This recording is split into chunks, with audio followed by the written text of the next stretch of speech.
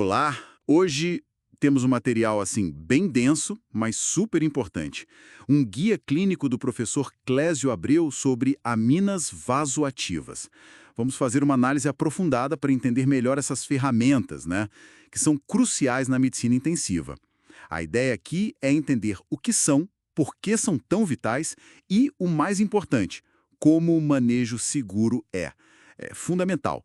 São substâncias poderosas, salvam vidas, mas um erro pode custar muito caro. Exatamente. Elas são a base do suporte hemodinâmico em muitas situações críticas. Pensa em choque, insuficiência cardíaca, elas ajustam o diâmetro dos vasos, a força do coração, indispensáveis nas UTIs, né? Certo? Então, tipo, elas controlam o tráfego do sangue e do coração. Começando pelo básico. Como a gente define essas substâncias? Basicamente, são drogas que alteram o que a gente chama de tônus vascular, ou seja, contraem ou relaxam os vasos. E também a força com que o coração contrai, o efeito inotrópico.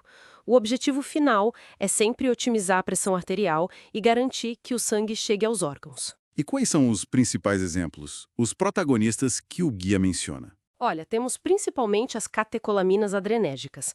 A noradrenalina, por exemplo, é um vasoconstritor potente, aumenta a pressão. Já a dobutamina foca mais no aumentar a força do coração, é um inotrópico clássico. E tem também a vasopressina, que é importante porque age por uma via diferente, não adrenérgica. É uma alternativa valiosa em certos casos. Falando nessas vias, como elas funcionam no corpo? De forma simples, claro. O guia fala dos receptores, né? Alfa, beta. Sim, de forma direta. A ativação do receptor alfa-1, por exemplo, faz o vaso contrair. Já o beta-1 acelera o coração e aumenta a força dele. O beta-2 faz o contrário nos vasos, relaxa, e também relaxa os brônquios. E ainda tem os dopaminérgicos, com efeitos nos rins e vasodilatação. Mas isso já puxa outro ponto-chave. Imagino que seja a questão da dose dependência. A dopamina é o exemplo clássico disso, né? Que o efeito muda muito com a dose. Perfeito. A dopamina é o melhor exemplo. A resposta a ela muda, assim, drasticamente conforme a dose. Doses baixinhas ativam mais os receptores DOPA. Doses médias pegam mais o beta-1 no coração. E doses altas, aí o efeito alfa-1 de vasoconstrição fica bem mais forte. Essa variação exige muita atenção. E toda essa complexidade, claro, reforça a necessidade de administrar com segurança. O guia bate muito nessa tecla. Qual a regra número 1 para a via de administração? Acesso venoso central. Sempre que possível, essa é a via. É disparado a forma mais segura para todas essas aminas.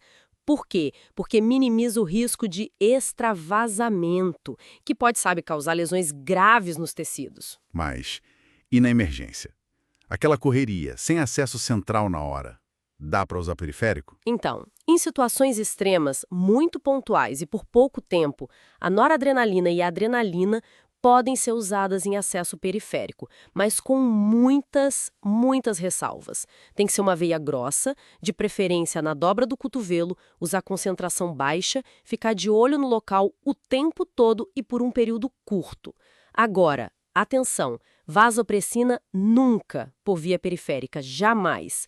O risco de necrose é altíssimo e, diferente das outras, não tem um antídoto específico por extravasamento dela. Entendido. Vasopressina só central mesmo. E a forma de infundir? Como fazer? Sempre em bomba de infusão contínua. O ideal são aquelas bombas chamadas inteligentes, que já têm configurações de segurança. E outra coisa vital, usar uma via exclusiva só para mina, para evitar que outra medicação empurre a mina rápido demais, causando picos perigosos de dose. E o ajuste da dose, a titulação, também é um ponto crítico. Tem que ser gradual, tanto para aumentar quanto para diminuir. Bem devagar, sabe? Sempre buscando as metas clínicas, como a pressão arterial média, a PAN, que geralmente a gente quer entre 65 e 75 milímetros de mercúrio, e, claro, a estabilidade do paciente. Com drogas tão potentes assim, a vigilância tem que ser total. O que a equipe precisa monitorar sem parar? Monitoramento intensivo, sem dúvida.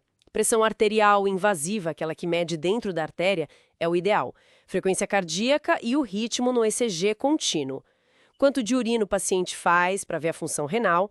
E, claro, os sinais clínicos de má perfusão, pele fria, enchimento capilar lento, nível de consciência. Ah, e a glicemia também, porque elas podem aumentar o açúcar no sangue. E quais os efeitos ruins mais comuns, além do extravasamento que você já mencionou? Taquicardia e arritmia são bem comuns por causa da estimulação do coração. A vasoconstrição, se for demais, pode levar à isquemia, faltar sangue em órgãos importantes, coração, intestino, até nos dedos. E a hiperglicemia, como falei. Se acontecer o extravasamento, tem que parar a infusão na hora. Para as catecolaminas, existe a fentolamina como antídoto local. Para a vasopressina, infelizmente, é só dar suporte mesmo. Ok. Vamos só recapitular rapidinho os perfis que o guia detalha mais. Noradrenalina. É a principal escolha no choque séptico. Tem forte ação alfa-1, que contrai os vasos, e um pouco de efeito beta-1 no coração. É considerada relativamente segura para essa indicação principal. Dobutamina. É o inotrópico clássico, usada no choque cardiogênico ou no séptico quando o coração também está fraco. Aumenta a força de contração pelo receptor beta-1. E a vasopressina. É uma opção não adrenérgica, age no receptor V1A. Entra no jogo quando o choque não responde bem à noradrenalina, o chamado choque refratário, e reforçando mais uma vez, uso exclusivo por acesso central. Adrenalina. Essa tem ação bem ampla. Alfa-1, beta-1, beta-2. É fundamental na parada cardiorrespiratória e na anafilaxia.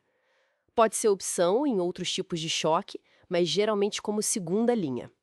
E por último, a dopamina, com aqueles efeitos que variam muito com a dose, como a gente já falou.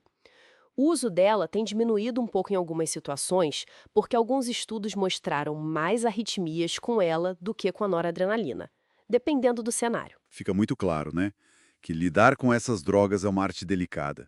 Exige um conhecimento farmacológico profundo, muita precisão na hora de administrar e uma vigilância clínica constante, grudada no paciente.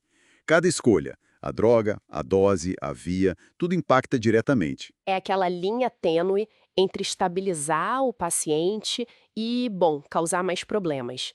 O papel do farmacêutico clínico, como guia do professor Clésio Abreu ressalta, é absolutamente vital para garantir a segurança e a eficácia de todo esse processo, que é bem complexo. Exato. E isso tudo nos leva a pensar, né, considerando essa complexidade toda de receptores, respostas que dependem da dose. Fica a pergunta, será que a pesquisa vai nos trazer drogas ainda mais seletivas no futuro? Ou talvez estratégias de combinação mais inteligentes que permitam um ajuste fino ainda maior desse suporte hemodinâmico, mas minimizando os riscos? É algo para a gente refletir.